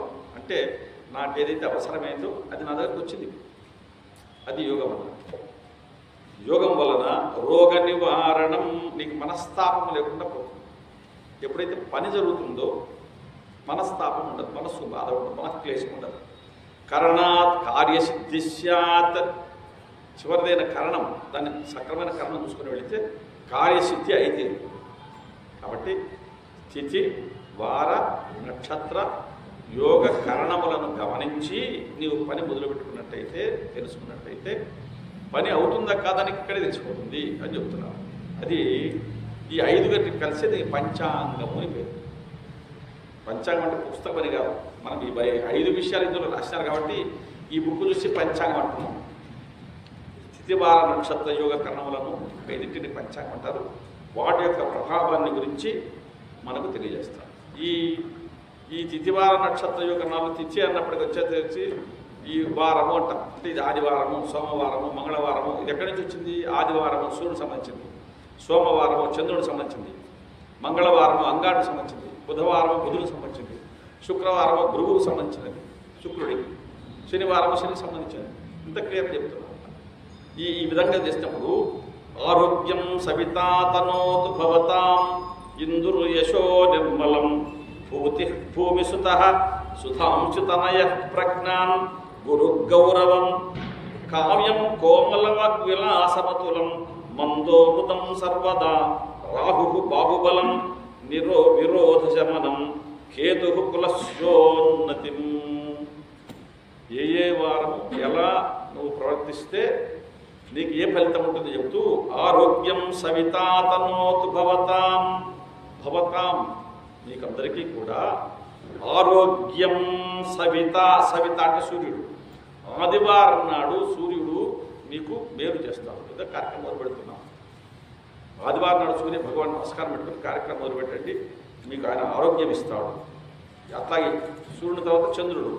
ఇందురు యశో నిర్మలం, చంద్రుని వల్ల మీకు కీర్తి లభిస్తుంది. చంద్రగ్రహం అనుగ్రహం వలన ఆప్యాయస్వ సమేత దేవి స్వతస్వౌష్ణీయం భవాజస్య సంగదే స్వాహ చంద్రాయ స్వాహ చంద్రాయ నమః. ఇది వేదమంత్రం. చంద్రుని వల్ల మనకు యశస్సు లభిస్తుంది. వెన్నెల ఎంత తెల్లగా ఉంటుందో అంత నిష్కళంకమైన స్వచ్ఛమైన కీర్తి లభిస్తుంది. భూతి భూమసుత, అంగారకుడి వల్ల ఐశ్వర్యం కలిసి వస్తుంది. భూములు ఇలాంటి ఆస్తిపాస్తులు కలిసి వస్తాయి. సుధాంశుతనయక ప్రజ్ఞాం, బుధుడి వల్ల, సుధాంశుతనయ అంటే బుధుడి వల్ల జ్ఞానసిద్ధి పెరుగుతుంది. గురు గౌరవం, గురువు యొక్క అనుగ్రహం వలన నీకు సమాజంలో గౌరవం పెరుగుతుంది, కార్యసిద్ధి కలుగుతుంది, గౌరవం పెరుగుతుంది. కావ్యం కోమలవాగ్విలాసమతులం, శుక్రగ్రహం యొక్క అనుగ్రహం వలన నీకు కమ్మగా మాట్లాడేటువంటి శక్తి వస్తుంది. మందో ముదం సర్వదా, శని అనుగ్రహం వలన నీకు ముదం సంతోషం కలుగుతుంది. రాహువు బాహుబలం, రాహు అనుగ్రహం వల్ల బాహుబలం, శరీరం ఆరోగ్యం పుష్టి వంటి బలం పెరుగుతుంది. విరోధి శమనం, శత్రువులందరూ కూడా తగ్గిపోతారు. కేతు కులస్యోన్నతిం, కేతు యొక్క అనుగ్రహం వలన కులస్య ఉన్నతిం, మీ వంశం యొక్క ఔన్నత్యము సమాజములో బాగా పెరుగుతుంది. అంటే ఏ గ్రహము దేనికి కారకమో దేన్ని చేయగలుగుతుందో నువ్వేం కోరుకుంటున్నావు. నాకు సమాజంలో గౌరవం కావాలా, గురువు యొక్క అనుగ్రహాన్ని సంపాదించుకో. నాకు నిర్మలమైన యశస్సు కావాలా, నిర్మలమైన కీర్తి కావాలి, అపకీర్తి ఉండకూడదు, నిర్మలమైన కీర్తి కావాలి. చంద్రుడిని ఆరాధించు. నాకు ఆరోగ్యం కావాలి, ఆరోగ్యం భాస్కరాదిచ్చేత్, భాస్కరుణ్ణి సూర్య నమస్కారాలు చేయి, నీకు ఆరోగ్యం బాగుంటుంది. అంటే ఏ గ్రహం వల్ల నీకు ఏ మేలు జరుగుతుందో అది చేస్తాడు. అంటే అనంతమైన ఖగోళంలో గ్రహ సంచారంలో నీకు ఏది కావాలనో అది ఆయా గ్రహాన్ని అనుసరించి ప్రార్థించడం వల్ల నీకు లభిస్తుంది అని పంచాంగం తెలియజేస్తుంది. ఇందులో ఇప్పుడు సూర్యుడు అధిపతి. ఏ రోజు ఉగాది పండుగ అయితే ఆదివారము అంటే సూర్యుడు, సోమవారము చంద్రుడి అధిపతి.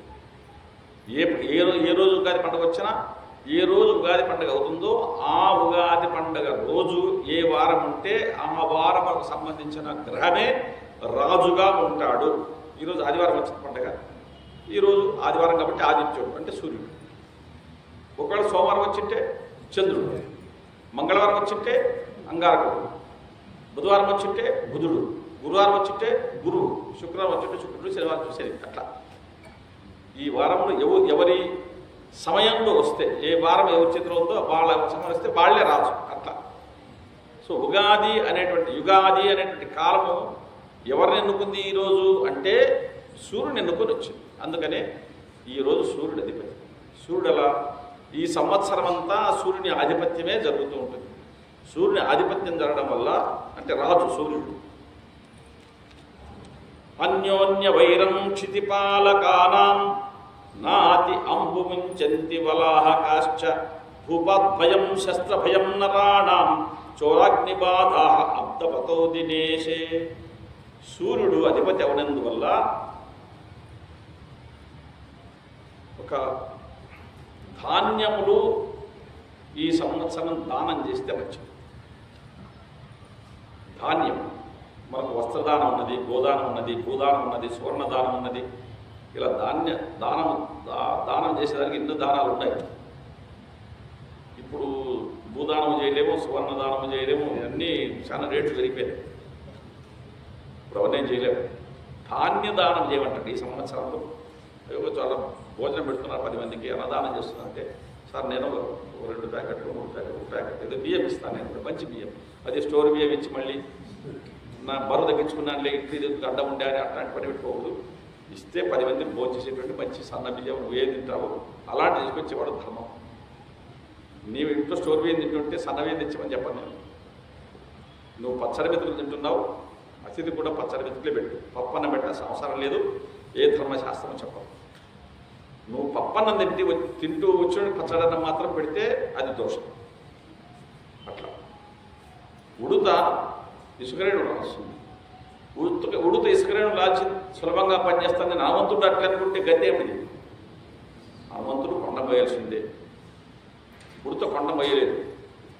హనుమంతుడు ఇసుకరేణు వచ్చి మోస్తానంటే కుదరదు. అట్లా కాబట్టి ఈ సంవత్సరం ధాన్యమును ఎవరికైనా దానం ఇస్తే అది చాలా ఉత్తమోత్తమైన ఫలితాన్ని ఇస్తుంది.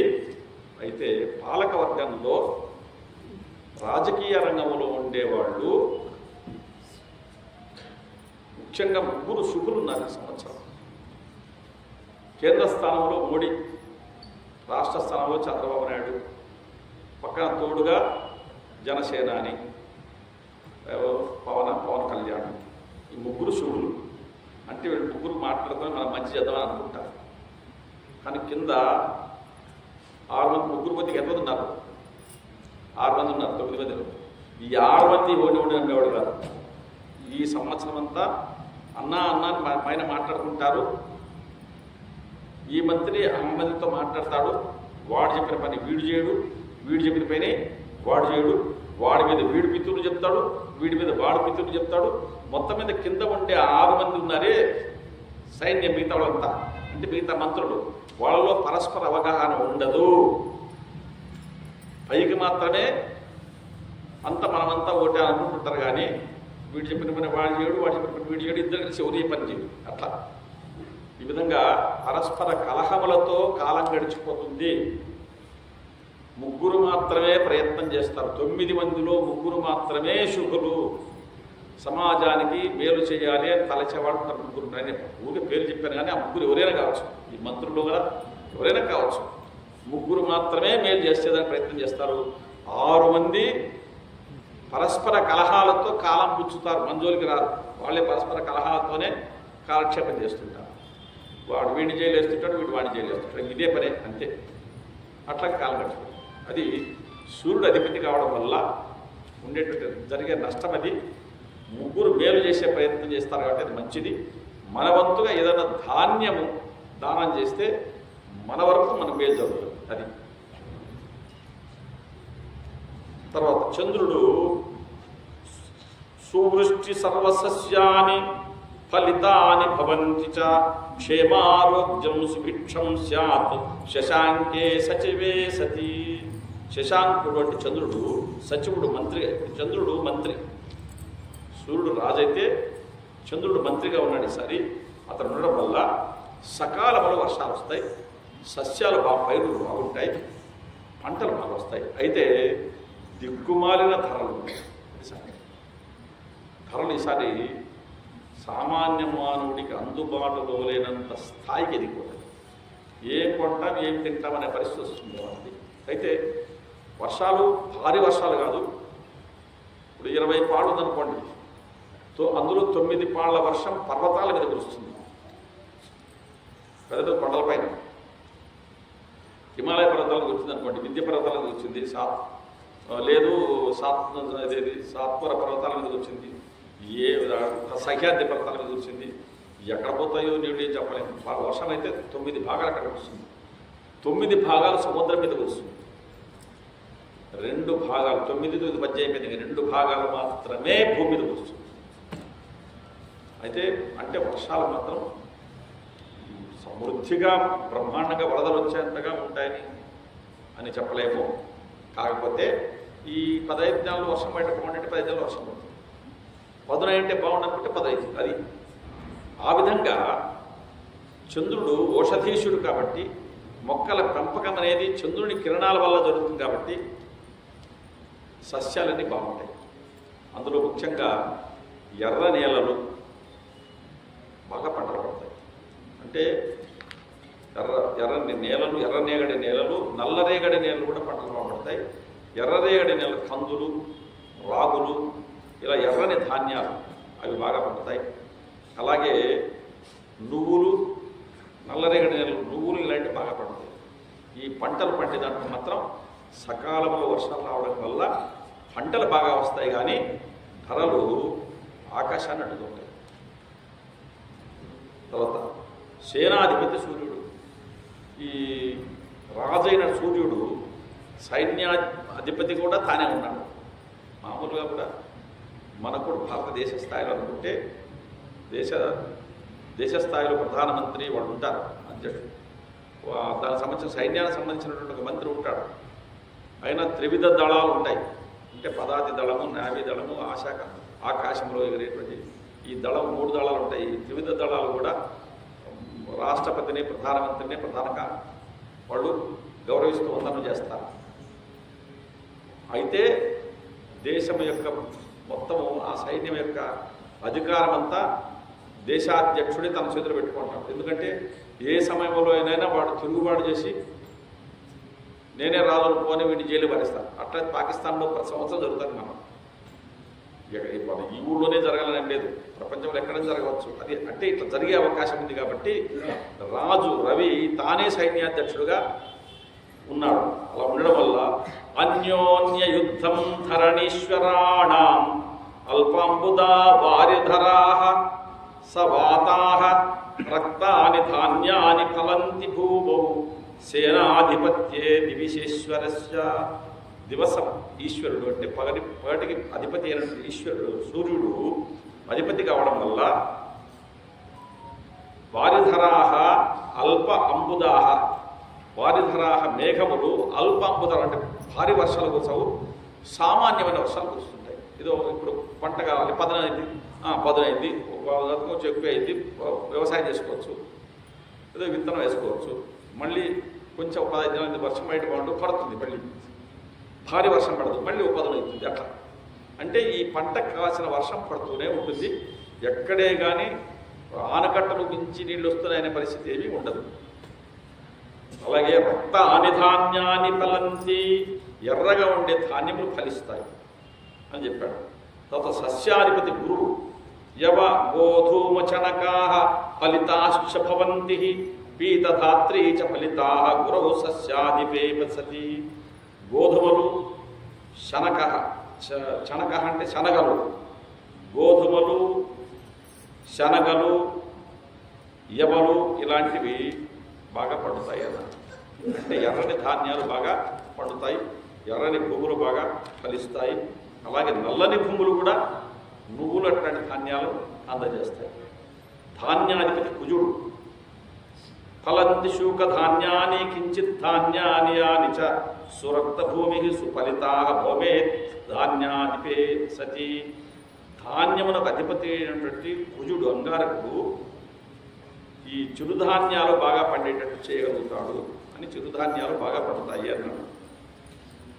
తర్వాత మేఘాధిపతి సూర్యుడు. మళ్ళీ మేఘాధిపతి కూడా సూర్యుడు తీసుకున్నాడు. అంటే చీఫ్ మినిస్టర్ ఏం చేశాడంటే తన చేతిలోనే 4 అధికారులు పెట్టుకున్నాడు. అది సంగతి. మిగతా మంత్రులు పెట్టచ్చు వేరే వాళ్ళు, కానీ అది వాడు చేయలేడు, ఇది వీడు చేయలేడు అని పక్క దోషి పరిచి అన్ని మొత్తం తాని చేతిలోనే పెట్టుకున్నాడు. అట్లాగే సూర్యుడు మేఘాధిపత్యముడు తానే ఉన్నాడు. తద్వారా వర్షం శాత్ఖండమంతరే రక్త సస్యం సుఫలితం సూర్యే మేఘాధిపేయసతి. సూర్యుడు మేఘాధిపతి అయినందువల్ల మన భరతఖండంలో వర్షం బాగా పడుతుంది, రక్త సస్యం ఎర్రని ధాన్యం పండుతుంది బాగా. అర్ఘాధిపతి సూర్యుడు అంటే రేట్స్ ధరలు నిశ్చయించేటువంటి అధికారం కూడా తన చేతిలో పెట్టుకున్నాడు. Income tax, sales tax department అన్ని తన చేతిలో పెట్టుకున్నాడు సూర్యుడు అధిపతి. అనర్ఘం అల్పవృష్టించ ప్రజానాం క్షుద్భయం తథా రాజ్ఞాం పరస్పర క్రోధ సూర్యే చ అర్ఘపతౌపతి. ఈ ధాన్యం పండుతుంది కానీ ప్రజలకు అందుబాటులో ఉండదు, దాచిపెట్టేస్తారు. ఎక్కడక్కడ దాచిపెట్టడం వల్ల అంటే అనవసరమైన ఒక దుర్భిక్షాన్ని, కృత్రిమమైనటువంటి కరువును సృష్టించడం వల్ల ధరలు ఆకర్షణగా ఉంటాయి. లేవు లేవు లేవు లేవు కానీ నిజాన్ని దండిగా ఉంటాయి. ఇది సూర్యుడే ధరలు నిశ్చయించేవాడు కాబట్టి ఈ పని చేస్తాడు. అంటే రాజు దృష్టిలోనే ధరలు పెరిగేటట్టు అవకాశం కల్పిస్తాడు. ఆయన ఊరుకుంటాడు, వీళ్ళు దాచిపెట్టేస్తాడు. ఎప్పుడైతే ధాన్యాన్ని దాచిపెట్టేస్తారో ధాన్యం సర్దుగా పడుతుంది, అందులో సందేహం లేదు. కానీ ఊహించని దుర్భిక్షం కనిపిస్తుంది, ఊహించని కరువు కనిపిస్తుంది లోకంలో. ధరలు విపరీతంగా పెరిగిపోతాయి. ఎందుకంటే సరుకు లేదు, సరుకు లేదు. ఏమిటి ఈరోజు రేపొద్దున మార్కెట్ ఉల్లిగడ్డలు లేవనంటే వెంటనే 100 రూపాయలు కేజీ పోతాయి అంతే. రేపు వద్దనే అంటే చాలు, ఇంకా ఉన్నాయా లేదా తర్వాత సంగతి. వీడు పోయి చేస్తుంటే మంకరే రేటు పెరుగుతాను అంటే ఇప్పుడు నాకు 20 కేజీలు 30 కేజీలు ఎత్తుపోతాను. ఇట్లా అనవసరమైన కరువును సృష్టించి ధరలు పెంచుతారు. అలా జరుగుతుంది అని చెబుతున్నాడు. తర్వాత ఘృత తైల గుణక్షాత్ చౌద్రాహ ఏచాన్యో సజాతయ శూన్యార్ఘం యాంతి తే సర్వే శనౌ యది రసాధిపే. ఈ నూనెలు వీటికంతా శని అధిపతి. ఈ శని అధిపతి అవ్వడం వల్ల మందగిస్తాయి. అంటే నూనెలు, ఇది నెయ్యి, బెల్లము ఇలాంటివన్నీ కూడా ధరలు తగ్గిపోతాయి. నూనెలు చాలా ఎక్కువగా దొరుకుతాయి. అంటే ఈ సంవత్సరం వాటి యొక్క శూన్య అర్థం వాటి యొక్క ధర పలకదు అని చెబుతున్నాడు. అలాగే వస్త్రాల గురించి అర్ఘవృద్ధికి ప్రజాయేత తీరసే యశో బుధో యది చిత్ర వస్త్రాధికం చేయవ శంఖచందన పూర్వకం. చిత్ర వస్త్రములు, రంగురంగులు దుస్తులన్నీ కూడా బట్టల రేట్లు పెరుగుతాయి. అర్ఘవృద్ధికి క్రమక్రమంగా వస్త్రాల రేట్లు కూడా పెరిగిపోతాయి. పశుపాలకుడు యముడు, నేను చెప్పాల్సిన అవసరం లేదు, నేను మీ వ్యాఖ్యానం చెప్పాల్సిన పని లేదు. పశుపాలకుడు యముడు యమధర్మరాజు అంటే ఇంకా ఆయన ఏం చేసి పని అది చేసేస్తాడు. అనర్ఘశాల్పవృష్టిచ్చ స్వల్పక్షీరం తథా గవాం స్వల్పక్షీరం. ఆవులు తక్కువ పాలిస్తాయి. అసలు బతుకుంటే కదా మొదటి పాలిచ్చే. యమధర్మరాజు చంద్రపడితే ఇంకా ఇంకేముంది. పశు పీడా భవేత్ నిత్యం యమేతు పశుప్రాయకే. ముఖ్యంగా ప్రజా సంక్షోభములేమి ఉండవు, కానీ రాజకీయ నాయకులు మాత్రం మనశ్శాంతి లేకుండా జీవిస్తుంటారు. వాళ్ళలో పరస్పర వైషమ్యాలు ఉంటాయి. బయటికి కనపడడు, ఎవడెవడిని విశ్వసించాడు, ఎవడెవడికి మాట విలువ దక్కించడు. కానీ అంత కలిసికట్టుగా ఉన్నట్టుగానే ఉంటారు. ఇందులో 9 మందిలో 3 మాత్రమే ప్రజలకు మేలు చేయాలనే ప్రయత్నము చేస్తారు అంతే. కాబట్టి 6 మంది వీడు ముఖం వాడు ముఖం వీడు చూసుకోవడమే సరిపోతుంది అంతే. వాడికి ఈ ప్రజలు ఏమైపోతున్నారు అనేది పట్టించుకునే స్థితి కాదు. తర్వాత ఈ సందర్భంలో మేషరాశి వాళ్ళు అంటే మీకు జన్మ నక్షత్రం తెలుసుంటే ఆ నక్షత్ర ప్రకారంగా చూడాలి. జన్మ నక్షత్రం అనేది రాసి పెట్టలేదు అని అంటే కేవలం నామనక్షత్రంతో చూసేటప్పుడు మాత్రం ఇక్కడ కొన్ని పద్ధతులు ఉన్నాయి. మీరు ఎవరన్నా నా పేరు గుళ్ళాయప్ప చెప్పండి సార్ అంటే ఇక్కడ ఏముంటే చెప్తాను. అది గుళ్ళాయప్ప జన్మ నక్షత్రం అవునా కాదో తెలియదు, పేరును బట్టి చెప్తామన్నమాట. పూర్వకాలం ఏం చేసేవాళ్ళంటే వాడు పుట్టిన సమయాన్ని, నక్షత్రాన్ని పరిగణలోకి తీసుకొని దానికి సంబంధించిన పేరే పెట్టేవాడు. కాలక్రమంలో అది రాసి పెట్టుకొని ఇష్టం వచ్చిన పేరు పెట్టుకోవడం మొదలుపెట్టారు. ఆ విధంగా జరుగుతుంది. నా వరకు నాది ఆశ్లేష నక్షత్రం. ఆశ్లేష నక్షత్రం అంటే డి, డు, డే, డో అనే అక్షరం చెప్పాలి. ఏం చెప్తాం పేరు? డి అనే పేరు చెప్పలేము, డూ అనే పేరు లేదు, డే అనే పేరు లేదు, డో అనే పేరు పెట్టే వీలు లేదు. అందుకని మా దత్తాత్రేయ స్వామికి సేవ చేయడం వల్ల 40 రోజులు సేవ చేయడం వల్ల మా కుటుంబంలో మగ శిశువు జన్మిస్తే నీ పేరు పెట్టుకుంటాను స్వామిని, మా నాయనమ్మ నమస్కారం పెట్టుకుందని నాకు దత్తాత్రేయ అని పేరు పెట్టారు. నేను నాకు పుట్టిన జన్మ నక్షత్రానికి ఆశ్లేషణ అది 2వ పదం. నా జన్మ నక్షత్రానికి ఇక్కడ ఉండేటువంటి అక్షరాలకు పేరు నామ నక్షత్రాలకు కుదరదు. ఇది వేరే, అది వేరే. కాబట్టి మీరు ఎక్కడైనా జన్మించినప్పుడు మీ వాళ్ళు రాసిపెట్టుంటే అది చెల్లుతుంది. ఇది కేవలము కంటి తుడుపు చర్య మాత్రమే. నాకు ఎడ జరుగుతున్నామంటే ఏదో ఒకటి దీంట్లో చూసి అట్లనా అని చెప్పడమే తప్ప ఇది పూర్తిగా సంపూర్ణంగా నిజం కాదు. వాడిని వచ్చిన వాడిని నిరుత్సాహపరచకుండా, ఇప్పుడు పుల్లయ్య ఉన్నాడు, నా పేరు పుల్లయ్య స్వామి అని చెప్పుకుంటుంటే దీంట్లో చూసేసి చెప్తాం. పూషన్నాడ హస్త నక్షత్రం అవుతుంది, కన్యా రాశి అవుతుంది, నీకు ఆదాయం 14, వ్యయం 2, రాజపూజ్యం 6, అవమానం 6 అంటే 6 పనులు అవుతాయి, 6 పనులు చెడిపోతుంటాయి. 6 మంది మెచ్చుకుంటుంటారు, 6 మంది తిడుతుంటారు. పుల్లయ్యకు ఆదాయం 14 ఉంటుంది, వ్యయం 2 ఉంటుంది. అంటే బయటకు వచ్చే పైసా ఖర్చు పెట్టరు, ఇంట్లో తిని పడుకుంటారు. అంటే సామాన్యంగా అంటే మీరు ఎవరైనా మీకు తృప్తి కావాలంటే ఇది చూసి చెప్పుకోవచ్చు. జన్మ నక్షత్రాలు ఉంటే స్పష్టంగా మనకు క్యాలిక్యులేషన్స్ చెప్పేటప్పుడు ఈ ఫలితాలు ఇప్పుడు నాకు జాతక ప్రకారము చంద్రుడు, బుధుడు, శుక్రుడు లగ్నంలో ఉన్నారు అని చెప్పాను. అది చూసి వీడు మంచి కవి అవుతాడు, చంద్రుడు మంచి కళాకారుడు, 16 కళలు గలవాడు, శుక్రుడు జ్ఞానప్రదాత, మంచి శుభుడు, బుధుడు మంచి బుద్ధిమంతుడు. కాబట్టి ముగ్గురు ఒకే లగ్నంలో ఉండి ఒకే గదిలో ఉన్నారు. వీడు భవిష్యత్తులో మంచి తెలివితేటలు గలవాడు అవుతాడు, మంచి కవి అవుతాడు, కళాకారుడు, కళలో వీడి ప్రవేశం ఉంటుంది అని జాతకం రాసి పెట్టారు. నిజంగానే జరిగిన అట్లా జన్మ నక్షత్రం అది ఉంటే మనం స్పష్టంగా ఏం జరగబోతుందని కూడా మనం దీన్ని బట్టి అంచనా వేసి తెలుసుకోవచ్చు. చాలా బాగా ఫలితాలు స్పష్టంగా చెప్పవచ్చు. అయితే ఆ చెప్పిన దాంట్లో తేడా ఉంటే చెప్పలేము. అది ఎందుకంటే మనము ఒక 10 నిమిషాలు లగ్నం అటు ఇటు జరిగిపోయిందంటే మనం ఏం చెప్పలేము. ఇప్పుడు ఇంకోటి ఏంటంటే, ఇప్పుడు పూర్వకాలము సహజంగా తల్లి ప్రసవించి ఇన్ని గంటలు పుట్టినని చెప్పాడు. ఇప్పుడు అట్లలే. ఇప్పుడు ఎన్ని గంటల పుట్టాలో మనం నిర్ణయిస్తున్నాం. డాక్టర్ చెప్తారు, డాక్టర్ చెప్తాడు 20,000 తెచ్చుకున్నావా, తెచ్చుకున్నా 25,000 10,000 కట్టి బిల్లు తీసుకున్నాం, 10,000 ఎప్పుడు పోయమంటే ఇప్పుడు వస్తూ ఉంటాం. వీళ్ళు పురోహితు కాలు పెట్టబా పురోహితు దగ్గరికి వస్తారు. స్వామి టైం ఎప్పుడు బాగుందంటే, ఏదే సాయంత్రం 6 గంటలకు బాగుందంటే వీడు పోయి చెప్తే సాయంత్రం 6 గంటలకు వాళ్ళు కడుపు వస్తాం. ఈ జాతకానికి పోతే జాతకం చెప్పబట్టి ఏం జాతకం చెప్తావు? చివరికి శిశువు శిరోదర్శనం, నాభి దర్శనం, భూపతనం అనే 3 కాలాలు వేసుకొని ఆ మొత్తం 3 కాలాలను సగటు చేసి ఆ సమయాన్ని అనేది చెప్తారు. ఇప్పుడు అది తీసేసినాం. ఎందుకంటే కడుపు పోస్తున్నారు కాబట్టి శిశువును బయటకు ఎప్పుడు ఏ టైం అని. అందుకని పురోహితులు కూడా కాలక్రమాన్ని అనుసరించి నాభిచ్ఛేదనం అంటే తల్లితో ఉన్న అనుబంధం ఏదైతే ఉందో ఆ నాభి భాగాన్ని, నాళాన్ని ఎప్పుడు కత్తరిస్తారో ఆ సమయం చెప్పండి అంటున్నారు. ఏ ఫలితము నువ్వు కరెక్ట్ చెప్పలేదు సార్ అంటే ఏం చెప్తాం ఎంత కరెక్ట్గా వెళ్తారు. మొత్తం మీద మనం జాగ్రత్త పడడానికి పంచాంగం చాలా ఉపయోగపడుతుంది.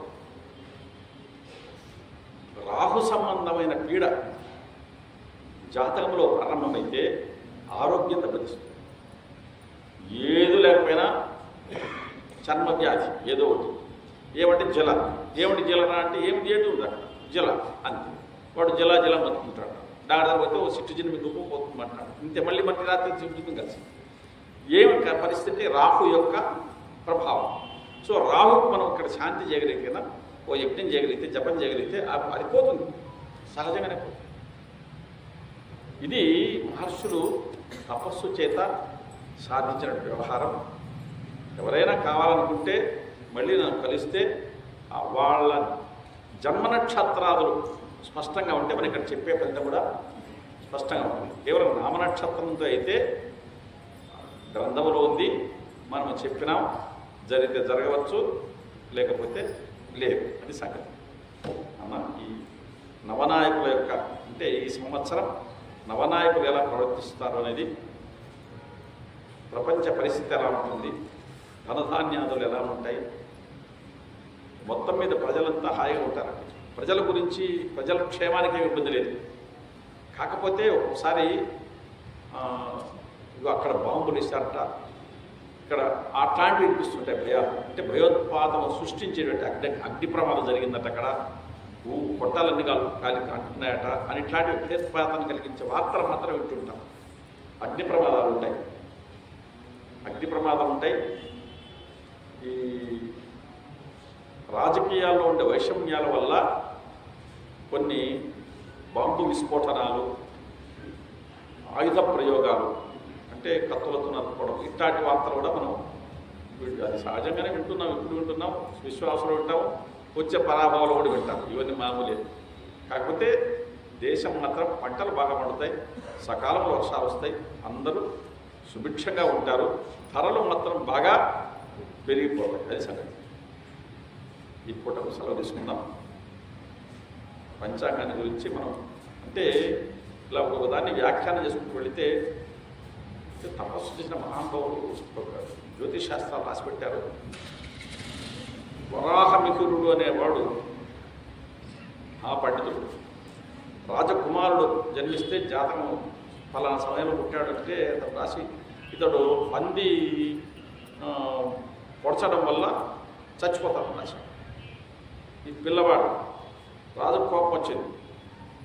ఏమిటయ్యా పిల్లవాడు 8 ఏళ్ల వయసు వచ్చేపాటికి పంది పొడిచి చచ్చిపోతానంటాను, పంది పొడిచేది ఏమిటి, చచ్చిపోయేది ఏమిటి, అంతఃపురాలకు ఖడ్గముగా వస్తాయా అని అడిగినాడు.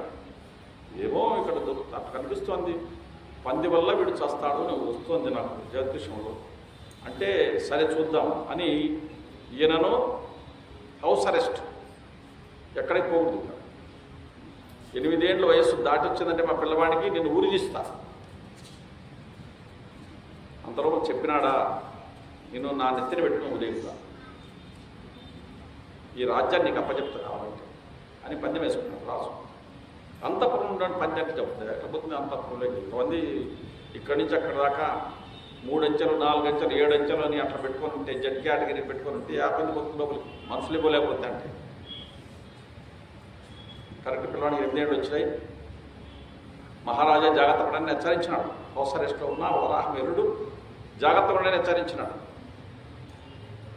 రాజు ఎలా జరుగుతుంది నాకు అసలు అర్థం రాడు. అందరూ చెప్పారు, అంతఃపురంలో కాపలి వాళ్ళందరూ చెప్పారు. కొన్నాళ్ళు గడిచేపాటికి ఆ పిల్లవాడు బయట మెట్ల మీద ఆడుకుంటున్నాడు.